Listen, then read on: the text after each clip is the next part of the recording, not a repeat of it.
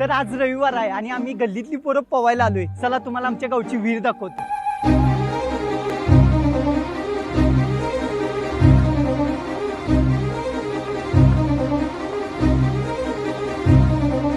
भावांनो, तुम्हाला जर विहिरीला पोहा यायचं असलं तरी कोल्हापूर मधल्या येवलेच गावात पोहा या लागतंय. या लागतंय. संपला विषय.